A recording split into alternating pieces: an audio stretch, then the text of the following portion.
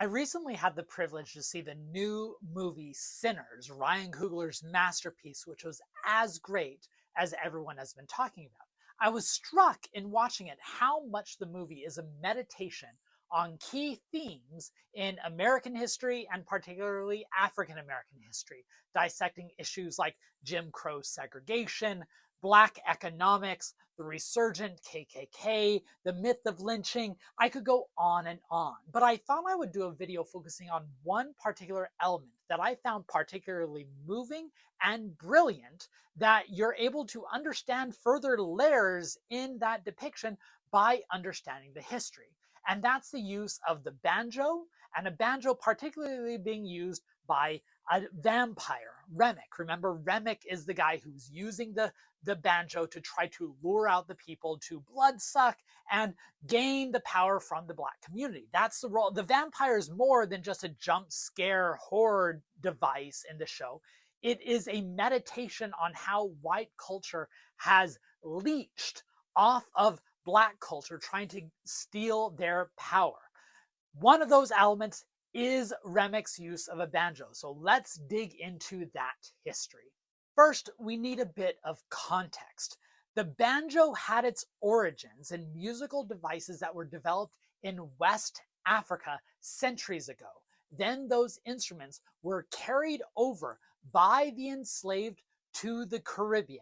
The first banjos, which would look something like this, were developed in the 17th century in Jamaica or some other Caribbean islands, and were then carried to the North American continent, where they became mainstays on many of the plantations where large numbers of African American individuals were enslaved.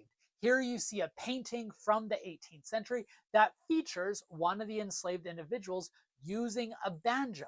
That was a way for them to maintain a sense of identity, a sense of purpose, and have them rooted in their ancestry in a world where everything else about their identity is being torn away.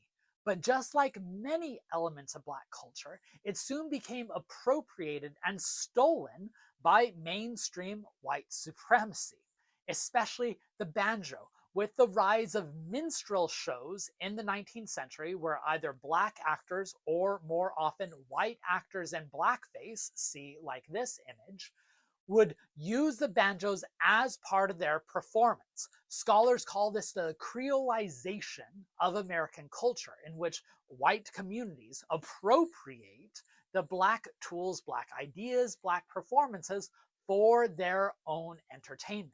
Soon the banjo becomes forgotten as a piece of African American music and is fully adopted into the hillbilly image, like you might see here, that among poor white Appalachian individuals. So that Black banjo history gets forgotten to the point to where now today, when you see a banjo, you think hillbilly rather than the African origins of that instrument. If you want to know more about this fascinating history, I recommend Laurent Dubois' The Banjo, America's African Instrument, as well as Christina Gaddy's Well of Souls, Uncovering the Banjo's Hidden History. Now let's get to the movie Sinners.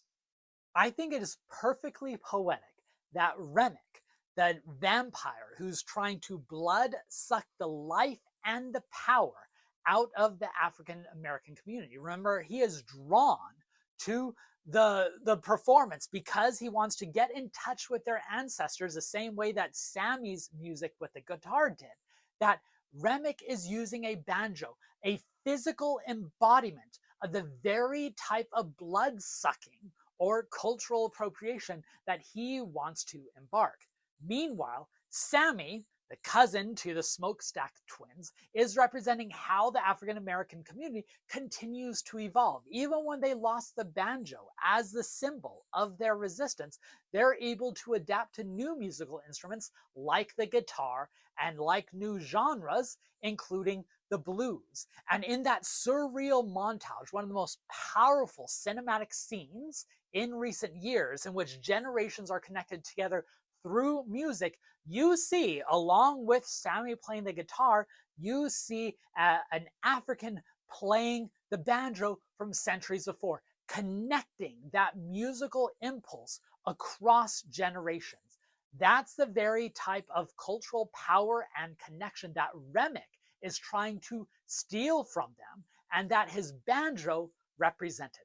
I hope that makes sense. I hope this reaffirms how central music is to the story of African American resistance, as well as the layers of brilliance in Ryan Coogler's Sinners. If you enjoy this type of analysis that merges historical content, broader cultural context, and the modern world, make sure to subscribe to this channel and like and share this video.